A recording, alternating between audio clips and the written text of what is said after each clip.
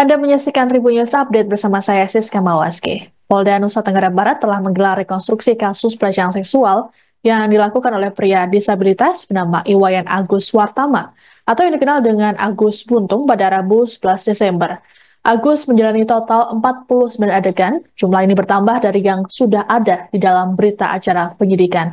Sebelumnya dalam berita acara penyidikan hanya ada 28 adegan.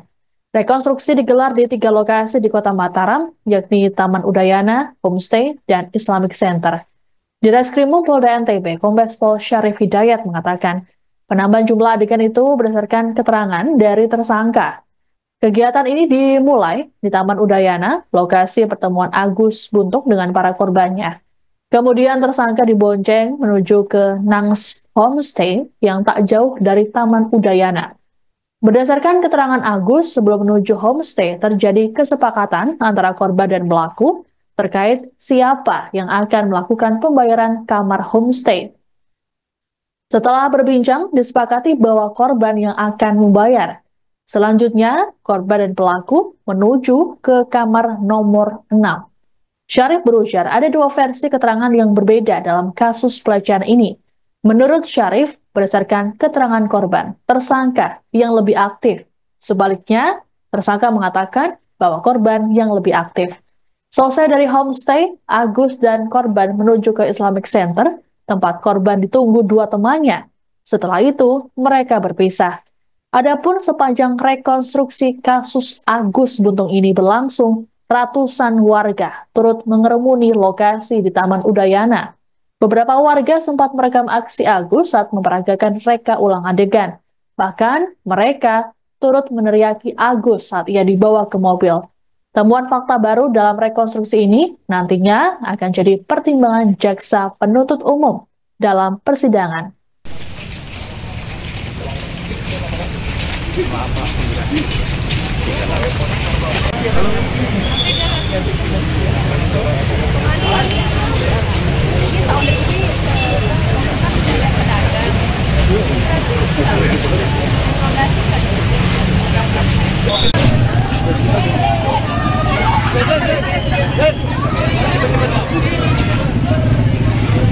Mundur dikit Bu, nanti jalan.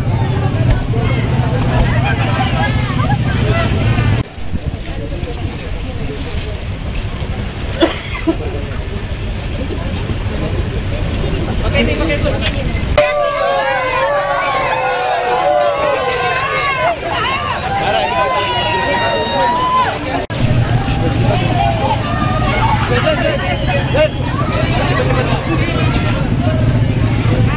Mundur dikit Bu, nanti jalan. Khususnya Subdit 4 Direktorat mengadakan ataupun melaksanakan rekonstruksi terkait dengan peristiwa yang terjadi pada tanggal 7 Oktober 2024. Rekonstruksi ini kami lakukan di 3 lokasi, supaya apa yang disampaikan Kabid Humas, karena ini berdasarkan dari keterangan yang kami dapat dari korban maupun dari terduga pelaku. Dalam hal ini kita sudah tetapkan statusnya sebagai tersangka. Dari 3 lokasi yang kita lakukan di dalam BAP, sebenarnya ada 28 adegan yang tertuang dalam BAP yang kita skenariokan.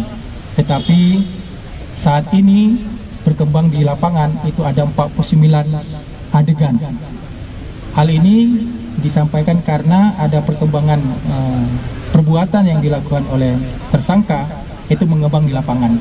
Ini kami laksanakan, kenapa? Karena kami mengakomodir keterangan-keterangan yang diberikan oleh tersangka dan perbuatan yang dilakukan di 3 TKP. Ini adalah hak dari tersangka, kami akan mengakomodir itu, dan ini menjadikan bahan kami untuk pertimbangan untuk nanti disampaikan di persidangan nanti. Mungkin saja yang dapat kami sampaikan. Ya, kami sampaikan juga teman-teman sekalian, kami informasikan bahwa kami juga didampingi oleh pengawas internal maupun pengawas eksternal. Kebetulan beliau hadir di tengah-tengah kita. Kebetulan dari Komisioner Kompolnas juga hadir. Dari kemarin beliau ikut mengawasi, melihat dan memberikan supervisi, asistensi terkait dengan apa yang kami lakukan. Begitu juga ada dari tim pengawas internal kami, dari Itwasum, Mabes Polri, Semoga beliau memberikan informasi dan memberikan arahan kepada kami bagaimana kami melaksanakan kegiatan ini untuk tetap kami sesuai dengan prosedur dan koridor yang ada.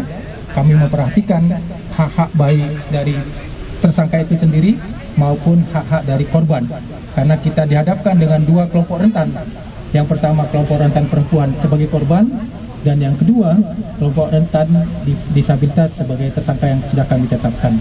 Mungkin itu saja dapat kami sampaikan. Alhamdulillah, di dalam ruangan, di dalam homestay itu sendiri, itu ada dua versi. Versi dari korban yang memang itu aktif adalah korban sendiri, baik dari membuka pintu sampai dengan membuka pakaian, baik pakaian korban maupun pakaian pelaku.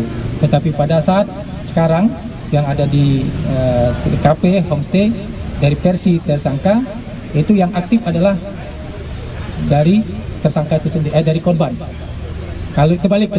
Jadi dari dari versi korban itu yang aktif adalah tersangka, tetapi tadi kita lakukan olah TKP yang aktif adalah dari versi korban. Apalagi ya, jelas pasti ada dari kita agenda di 28 yang kita agendakan rekonstruksikan mengembang jadi 49 pasti ada. Nah, ini menjadi bahan perbandingan nanti di persidangan nanti karena berkembang, karena ini versinya tersangka. Kita akan mengakomodir dari versi tersangka, tidak mungkin kita menghalang. Download Tribun X sekarang, menghadirkan lokal menjadi Indonesia.